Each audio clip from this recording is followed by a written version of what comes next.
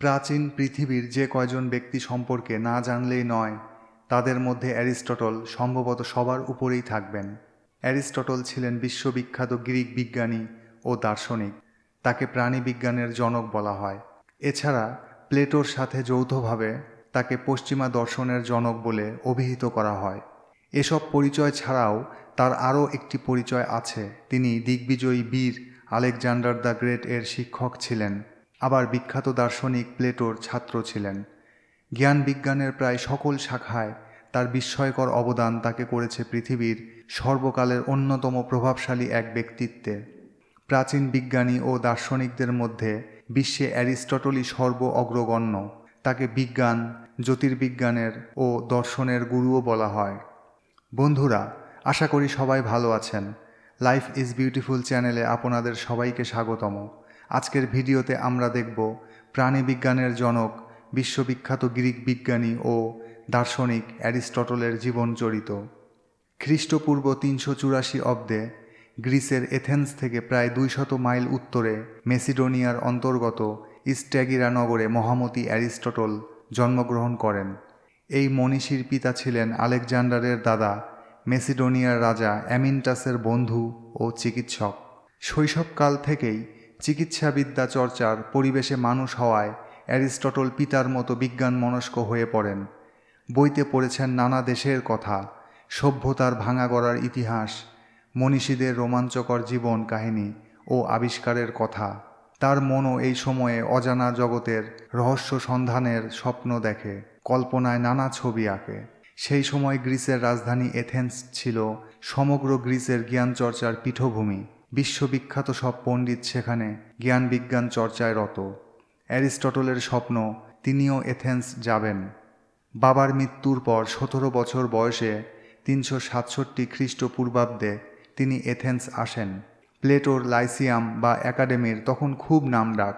এটি এথেন্স বিশ্ববিদ্যালয় নামেও পরিচিত ছিল। অ্যারিস্টটল প্লেটোর একাডেমিতে ভর্তি হলেন। এখানে দীর্ঘ ২০ বছরে সাহিত্য, দর্শন, রাষ্ট্রনীতির সঙ্গে অঙ্ক, জ্যোতির্বিজ্ঞান, উদ্ভিদবিদ্যা, প্রাণীবিদ্যা ও সমুদ্র বিজ্ঞানে যথেষ্ট জ্ঞান অর্জন করেন। চিকিৎসা বিজ্ঞানের নানা বিষয়েও শিক্ষা নিয়েছিলেন তিনি। তিনি ছিলেন প্লেটোর প্রিয় ছাত্র। মাত্র ৩৭ বছর বয়সেই অ্যারিস্টটলের বিজ্ঞান ও দর্শনের খ্যাতি সমস্ত গ্রিসে ছড়িয়ে পড়েছিল। প্লেটোর মৃত্যুর পরে একাডেমির চালক অধ্যাপক হতে চেয়েছিলেন অ্যারিস্টটল, কিন্তু এথেন্সের অধিবাসীরা তাকে বিদেশি বলেই মনে করত। তাই দেশের শ্রেষ্ঠ শিক্ষা প্রতিষ্ঠানের চালক অধ্যাপকের পদটি তার লাভ করা হলো না। এথেন্সে আর থাকতে চাইল না মন। অ্যারিস্টটল তখন এশিয়া মাইনরের অন্তর্গত আতরনিউস নামক শহরে চলে আসেন।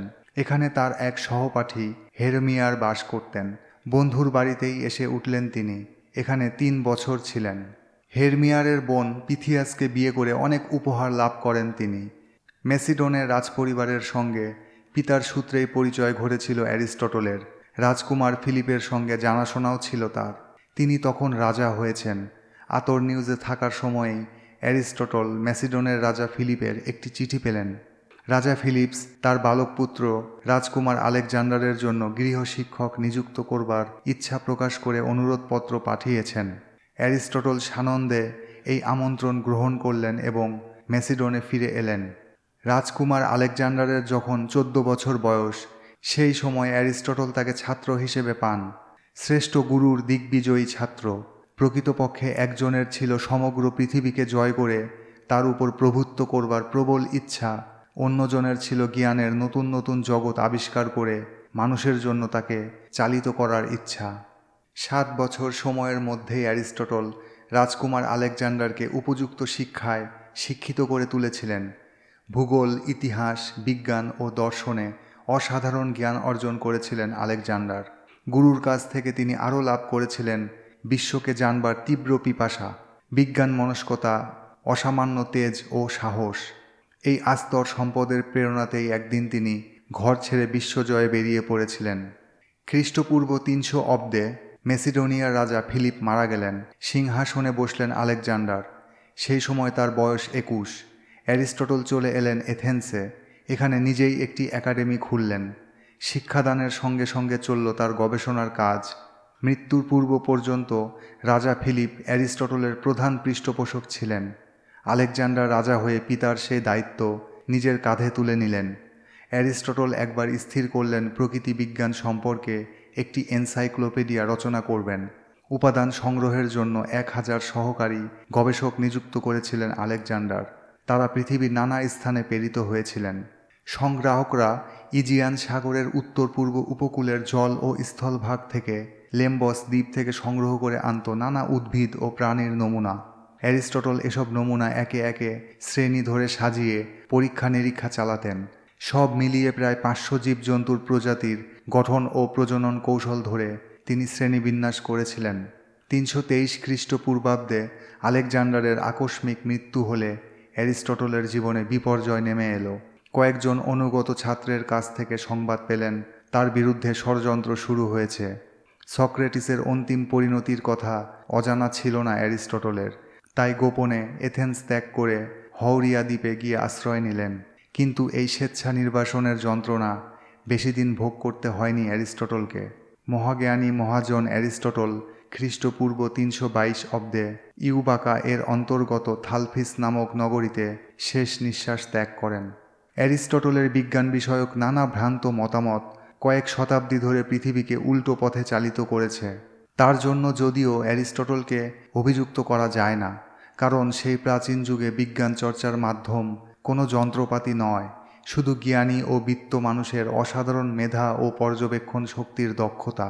তিনি ঘড়ি ছাড়া সময় নির্ণয় করতে, থার্মোমিটার ছাড়া আবহাওয়া পরীক্ষা করতে বাধ্য ছিলেন, কারণ যে সবের উপর আধুনিক বিজ্ঞানের ব্যবহারিক মতামত প্রতিষ্ঠিত তার কিছুই তো তখন আবিষ্কৃত হয়নি। এজন্যে একটা দূরবীক্ষণ যন্ত্রের অভাবে অ্যারিস্টটলের জ্যোতির্বিদ্যা চর্চা হয়ে পড়েছে ছেলে মানুষই কল্পনাপ্রসূত।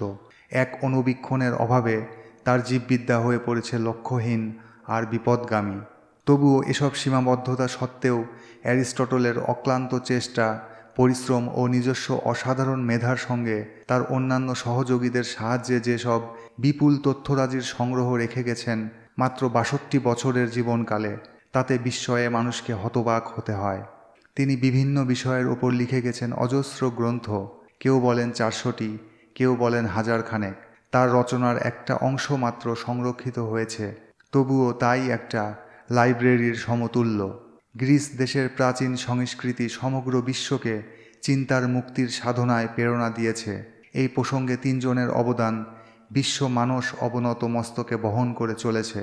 এরা হলেন সক্রেটিস, প্লেটো আর অ্যারিস্টটল। প্লেটো তার গুরুর তত্ত্বাবলীর বিচার বিশ্লেষণ লিপিবদ্ধ করেছেন বলেই আজও আমরা জানতে পারছি। প্লেটোর শিষ্য অ্যারিস্টটলও তেমনি গুরুর তত্ত্ববাদের সূত্র ধরে অবিস্মরণীয় কীর্তি স্থাপন করে রেখে গেছেন। ভিডিওটি ধৈর্য সহকারে দেখবার জন্য আপনাদেরকে অসংখ্য ধন্যবাদ। প্রাণীবিজ্ঞানের জনক, বিশ্ববিখ্যাত গ্রিক বিজ্ঞানী ও দার্শনিক অ্যারিস্টটলের জীবনী আপনাদের কেমন লাগলো এবং অ্যারিস্টটলের ব্যাপারে আপনার কৌতূহলের কথাও আপনি নিচে কমেন্ট বক্সে লিখে জানাতে পারেন। ভিডিওটি ভালো লেগে থাকলে অবশ্যই লাইক, শেয়ার ও সাবস্ক্রাইব করে পাশে থাকবেন। ধন্যবাদ।